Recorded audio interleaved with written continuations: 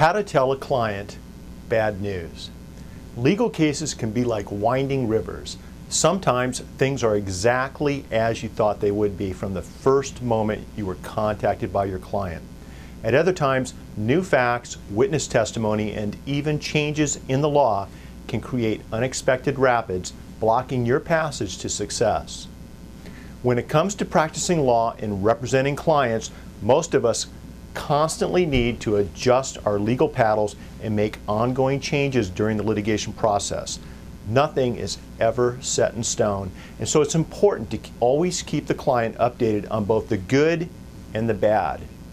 When it comes to giving good clients bad news, there's a right and wrong way about going about it. Now, here's an approach that has worked very well for us over the past 25 years, and it may work well for you too. First of all, pay attention to where the location of your meeting takes place. I recommend that first you have your conversation with your client in person and in your office. If you have a couch, move your conversation over to it.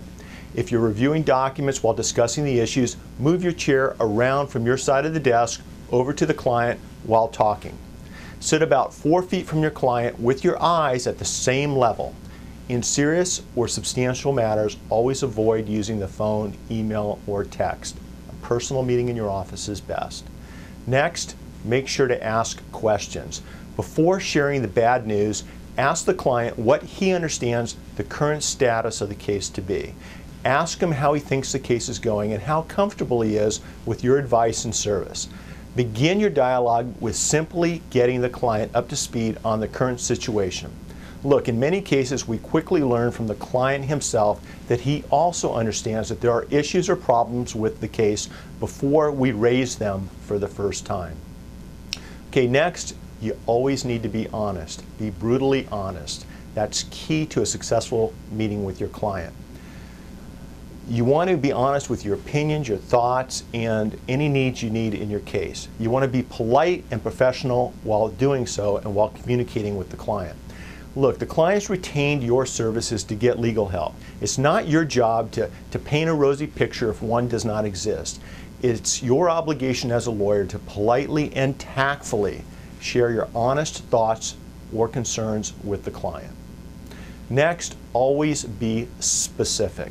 After spending a couple of minutes getting caught up in covering the above, direct your conversation to the specific bad news. Walk the client through the development in an easy to understand and straightforward manner.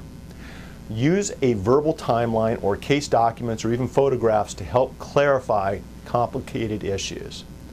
Next, I want you to lay a foundation of significance for your conversation. As your conversation progresses, let the client know that this is a significant issue in the case. The client needs to appreciate and understand that this isn't a routine issue or meeting, and to the contrary, this is an important case-changing issue that needs to be discussed in full. Now, here's a secret. Stop talking and start listening. After you've shared the bad news, be quiet and listen to what the client has to say. In most instances, clients know and will appreciate the fact that unexpected things happen in legal cases.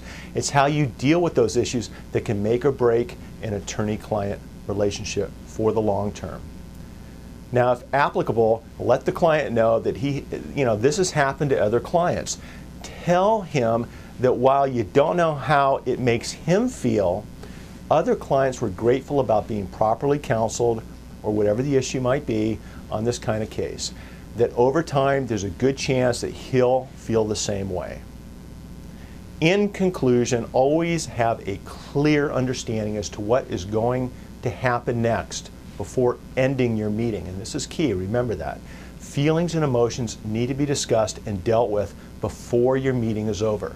This is the time to be specific and conclude things with a specific game plan. Now, once your meeting's concluded, reassure the client that you will always place their best interests first and will always go out of your way to keep him updated on all the important issues and status of his case. Now I want you to send a short and polite personalized letter, not an email or a text, to the client confirming your discussion and final understanding on the issue. Share bad news with your clients in this fashion, and in most instances, they will thank you for watching over their legal matter.